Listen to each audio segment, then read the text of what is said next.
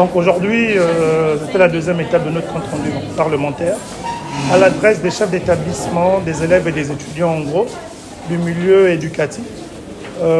Il était question de présenter à ces derniers le travail au cours de la dernière session ordinaire, donc la deuxième session ordinaire 2024, qui a eu lieu de septembre à décembre 2024, présenter les différents textes adoptés et faire également un focus sur la loi de finances, laquelle a été arrêtée pour l'exercice 2025 en équilibre à 4 204 milliards 888 millions 659 288 francs.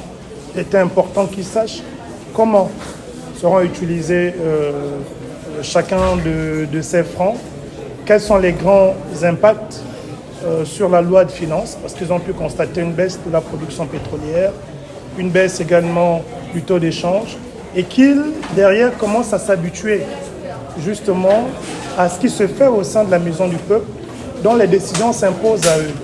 Parce qu'aujourd'hui, j'avais constaté en arrivant une fracture entre le citoyen et les décisions prises au Parlement. Et donc, à travers cette initiative, il est question aussi de réconcilier le citoyen et le Parlement, qu'ils comprennent que le Parlement est à son service et que de ce fait, il doit suivre de près ce qui s'y fait à l'intérieur. Au-delà, c'est surtout le fait que les étudiants, par rapport à leur profil, ont posé des questions intéressantes sur les différentes lois. On a eu des étudiants, par exemple, dans le domaine maritime, qui ont posé des questions sur la loi que nous avons adoptée portant obligation du système d'identification des bateaux. Est-ce que c'était conforme à la législation internationale? Comment est-ce que ça peut se répertorier au niveau national?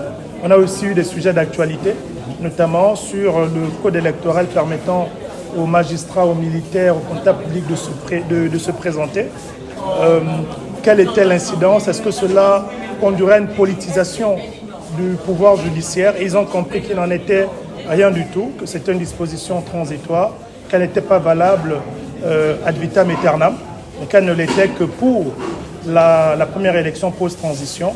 Donc ça a été un échange assez fructueux et c'est la preuve que les étudiants aujourd'hui suivent, ils s'intéressent et on va renforcer ce lien avec les chefs d'établissement par la transmission justement des documents numériques que nous allons présenter aujourd'hui et responsabilité sera au chef d'établissement de les photocopier, de les distribuer.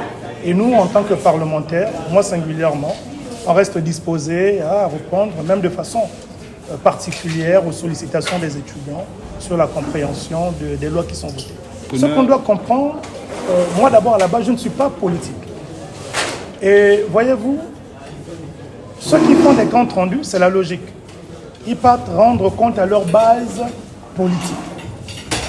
Mais moi qui ne suis pas politique, et même si demain je devenais être élu pour le compte d'une circonscription, ce n'est pas la conception que moi j'ai des lois. Les lois ont une portée pour moi générale. Donc, je vais toujours me retourner vers ceux sur qui ces lois vont s'imposer, les religieux, où on retrouve plus de 80% de la population gabonaise, parce que je me dis, en expliquant à un pasteur, à un prêtre, ce qui a été pris comme loi, il peut être le relais au sein de sa communauté et toucher beaucoup plus de personnes que seulement d'aller l'expliquer, par exemple, aux gens du 3e arrondissement de la commune de Libreville, parce que ça fait partie de ma circonscription. Donc c'est ce modèle que je retiens. Et c'est thématique parce que la plupart des lois le sont aussi. Donc l'idée, c'est justement de faire en sorte qu'on puisse davantage rendre plus scientifique le travail parlementaire que politique, comme il a toujours été.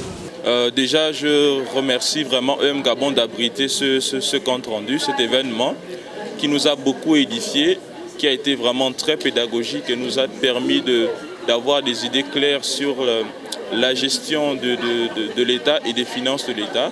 Et nous sortons vraiment de là vraiment encouragés. Nous avons pu aborder des questions sociales, des questions énergétiques, techniques et essayer d'élaborer plusieurs thématiques qui vraiment ont pu aider les étudiants que nous sommes à nous intéresser à l'action du gouvernement, notamment par le biais justement de cette loi des finances qui nous concerne tous. Je trouve vraiment cette initiative très très noble et j'encourage encore d'autres honorables à faire de même, car nous en avons besoin vraiment pour nous intéresser davantage à ce qui concerne vraiment notre pays. Vraiment, je salue cette initiative.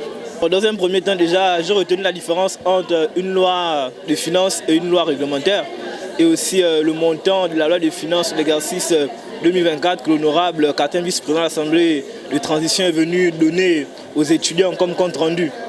Aussi, étant étudiant passionné de questions politiques, j'ai eu à poser une question ouverte à l'honorable Gueffroy Foumbula concernant les élections à venir post-transition, sur la possibilité des militaires de se présenter aux élections présidentielles. Et ce dernier m'a bien édifié en disant que cette disposition du code électoral est claire. Si les militaires veulent se présenter à l'élection présidentielle, ils doivent soit démissionner de leur poste ou ils doivent faire une lettre de mise à disponibilité. Et ça m'a vraiment ému et j'ai vraiment apprécié ces moments parce que j'ai échangé avec l'honorable de manière directe. Au lieu de suivre ce qui se passe sur les réseaux, j'ai posé ma question ouvertement et je suis édifié. C'est une très bonne initiative que l'honorable a de venir dans la communauté estudiantine parce que vous savez, nous les jeunes, nous allons plus prendre les informations sur les réseaux sociaux. Et parfois, ce qu'on pense sur les réseaux sociaux ne sont pas des vraies informations. Or, ce que l'honorable a eu à faire est une très bonne initiative. Et j'appelle même les ministres. Si les ministres aussi peuvent venir faire des choses comme ça avec les étudiants, vraiment ça va nous faire plaisir. Au lieu de spéculer, nous aurons l'information de manière claire et nette.